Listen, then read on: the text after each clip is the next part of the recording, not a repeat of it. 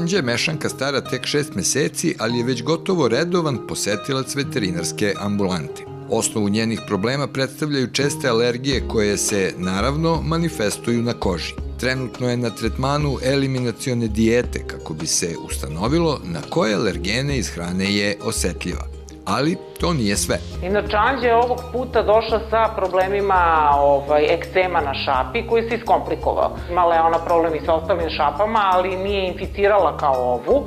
Ima je jezik, što se kaže, ko turpija, intenzivnim lizanjem. Ona je naselila bakteriju koja se zove Staphylococcus aureus i koja ni malo nije jednostavno za lečenje i zna da bude jako uporna i da iskomplikuje problem. Zlatni stafilokok je ime dobio po žuto-zelenoj boji svojih kolonija. Izuzetno je patogen i izaziva veliki broj infekcija i intoksikacija. Staphylococcus aureus zna da bude vrlo uporan i ukoliko nemamo antibiogram, znači onda moramo da lutamo. S obzirom da treba barem 2 do 3 dana da imamo odgovarajući antibiogram, znači sačekali smo, nastavili smo sa tretiranjem, nismo smeli šapu da ostavimo tek tako, iako je šapa došla malte ne u stanje nekroze, nije još došla, ali smo se plašili nekroze. Prilikom prvog dolaska u ambulantu, Anđi je uzet bris sa rane, rana očišćena i previjena i pošto su posumnjali da se radi o stafilokoknoj infekciji, veterinari su poslali uzorke na antibiogram. Ova bakterija je vrlo otporna na antibiotike i neophodno je tačno utvrditi koji antibiotik će uspešno delovati.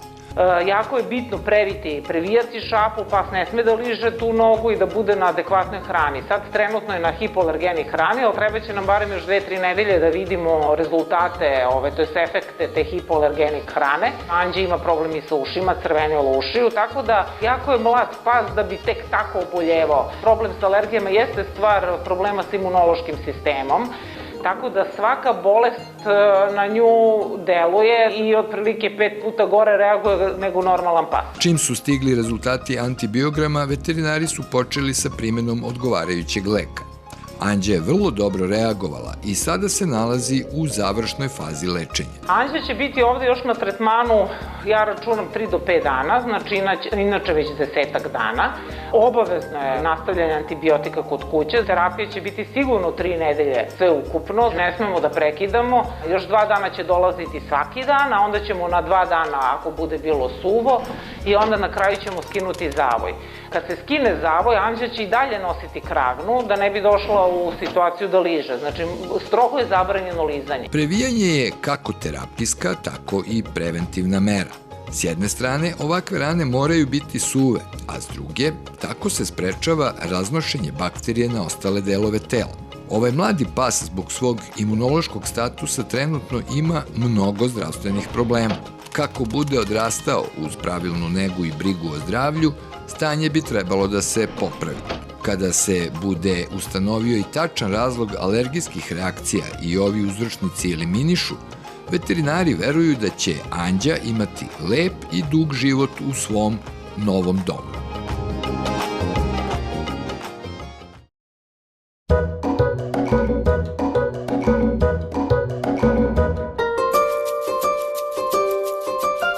Imati mačku u domu znači da pored elementarne brige o zdravlju i ishrani, svojoj ljubimici morate obezbediti i adekvatne uslove u okruženju. Jedan od važnijih uslova je uklanjanje potencijalnih opasnosti po njihovo zdravlje i život. Većina saksijskog cveća, koje se rado uzgaja u mnogim domaćinstvima, direktna su pretnja našim krznenim ljubimicama. Pažnju treba obratiti i na suvo cveće, koje, iako deluje veoma dekorativno, takođe predstavlja opasnost po zdravlje mačaka. U prirodi mačaka je da istražuju pa i da grickaju sve što se nalazi u njihovoj okolini. Mnoge biljke prouzrokuju mehaničke povrede, a neke od njih mogu izazvati i trovanje vaših mezimica. Savetujemo vam da na sigurno mesto odložite ili da potpuno iz stana uklonite filadendron, bršljan, difenbahiju, ljiljan i oleandar. Ukoliko ipak neka od ovih biljaka uprkos vašim naporima završi u ustima vaše mezimice, odmah potražite pomoć veterinara. Od velike pomoći biće informacija o kojoj se biljci radi kako bi se odmah pristupilo adekvatnom lečenju.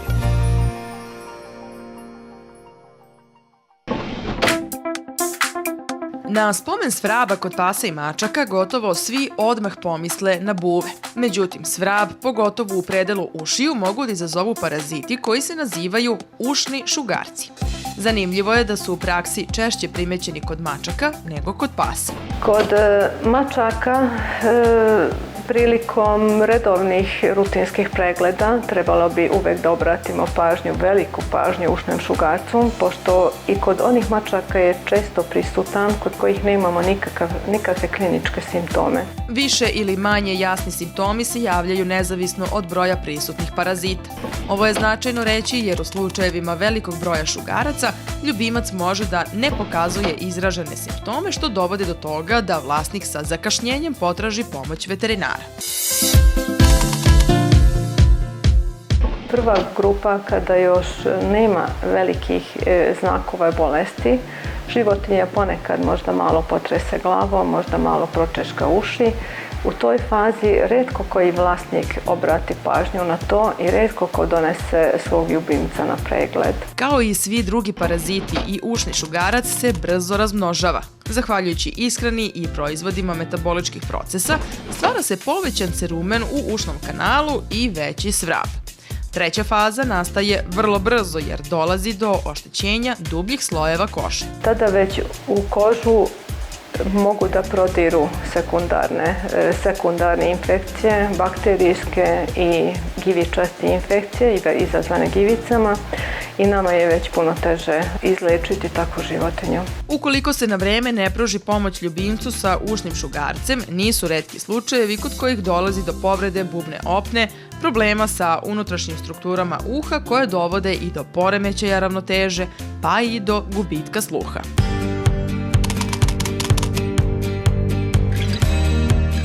To znači uvek se uzima bris, gleda se bris iz uveta, ako treba radi se bojenje tih briseva.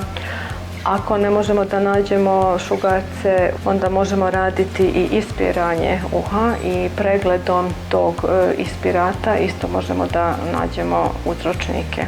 Često nam životinje ne da priliku lepo da pogledamo uši, tako da smo primorani da malo sediramo životinju, malo da smirimo životinju, jer površnim pregledom ne možemo ponekad doći do prave dijagnoze.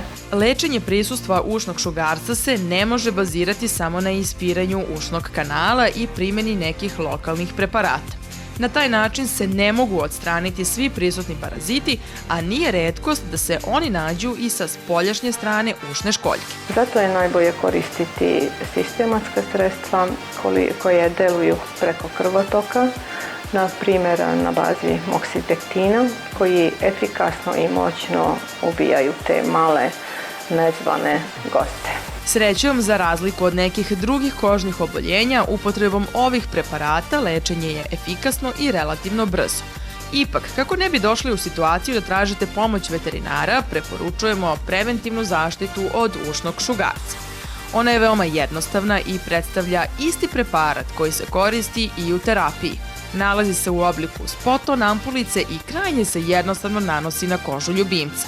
Pored toga što štiti od ušnog šugarca, vaš ljubimac će biti zaštićen i od buva i od krpelja.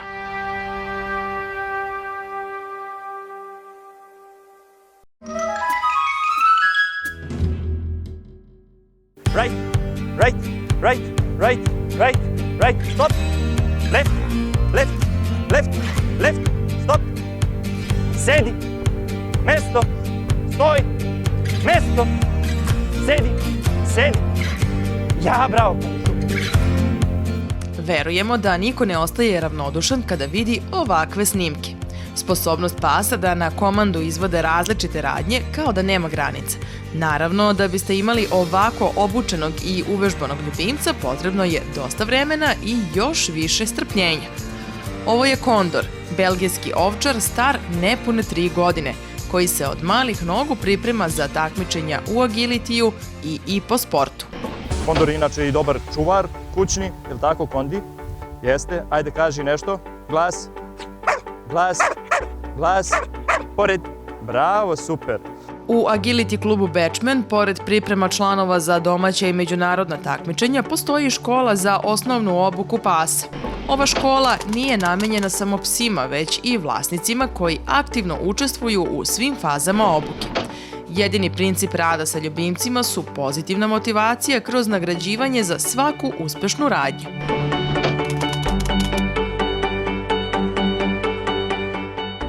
Znači, da bismo dobili da pas radi energično, brzo, eksplozivno, onda moramo ga stimulisati na razne načine. Tu je loptica kao motivacioni faktor, Kondor je kao štenac radio malo na hranu i onda kad smo dobili te neke dobre pozicije, odmah smo krenuli da radimo na ono što je veći motiv, a to je za Kondora u svakom slučaju loptica. Danas Kondor svoje vežbe izvodi uz pomoć i drugih predmeta.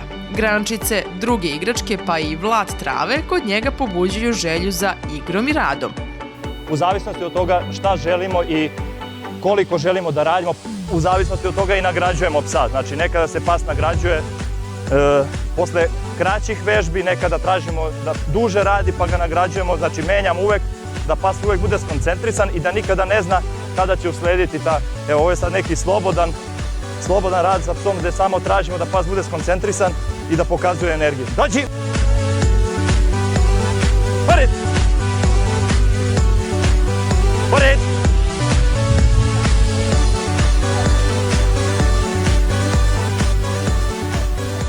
Naša ekipa je svedok koliko se Kondor raduje ovim vežbama i koliko uživa. Snimci pokazuju da se psi mogu naučiti gotovo svakoj radnji. Naravno, do ovakvog stepena saradnje nije baš lako doći. Potrebno je dosta vremena i strpljenja, ali i velikog međusobnog poverenja.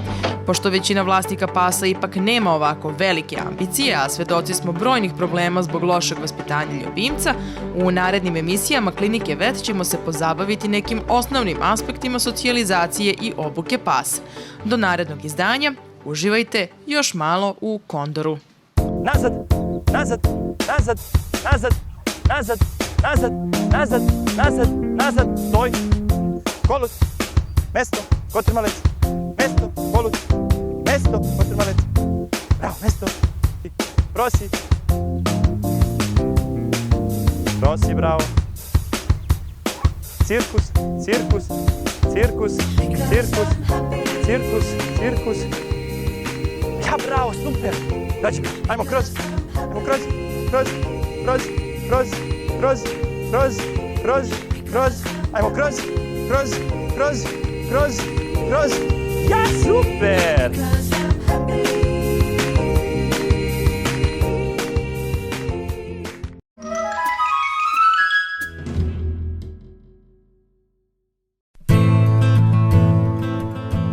Slika skladne porodice koju čine mama, tata, jedno ili dva deteta i pas je ono što najčešće vidimo kada se predstavljaju lepe strane zajedničkog života sa ljubimcima. Naravno, nekako po pravilu se radi o mlađim ljudima. Međutim, šta je sa penzionerima? Koliko naši stariji sugrađani uživaju u društvu četvoronožnih prijatelja? Kako se odlučuju na ovakvu zajednicu?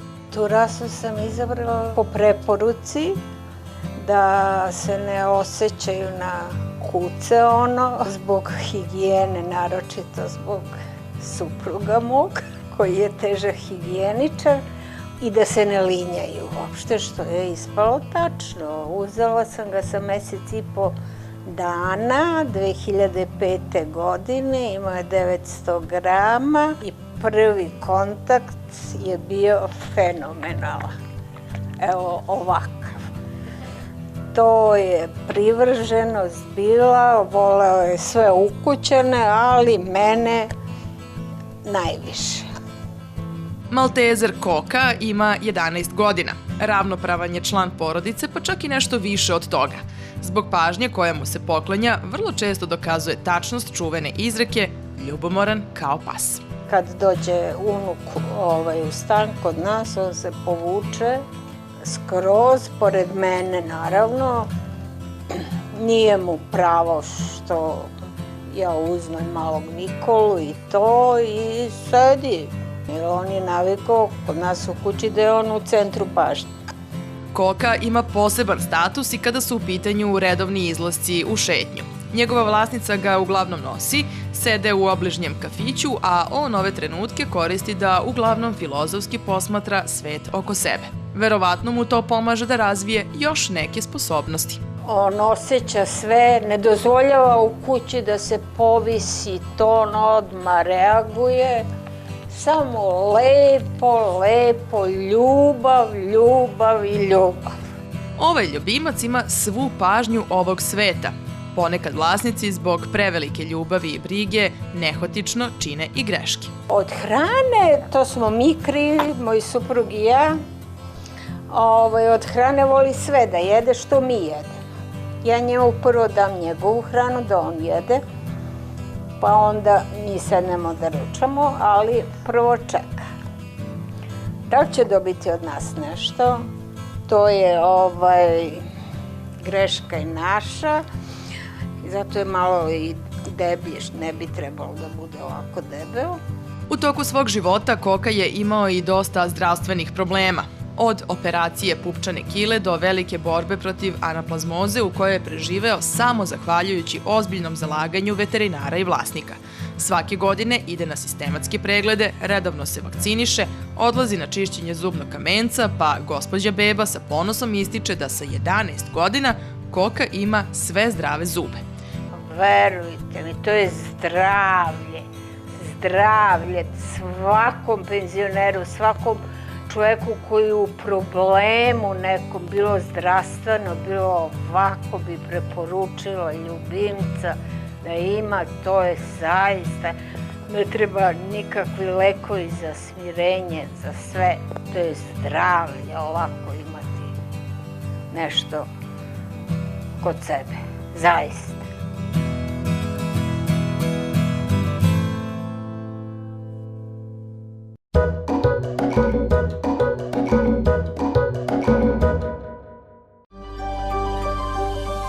Nedovršena gradilišta, napuštene kuće ili otvoreni bunari predstavljaju realnu opasnost po mnogobrojne pse lutalice širom sveta. Ova ženka je nađena na uskom ispustu otvorenog bunara u Indiji. Grčevito se borila da ostane na kamenoj ivici, znajući da bi pad u vodu značio smrt davljenje.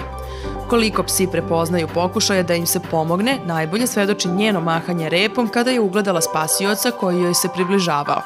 Akcija je uspešno izvedena i posle pregleda u ambulanti utvrđeno je da nema ozbiljnijih povreda. Pored toga, rodilo se novo, bezgranično veliko prijateljstvo.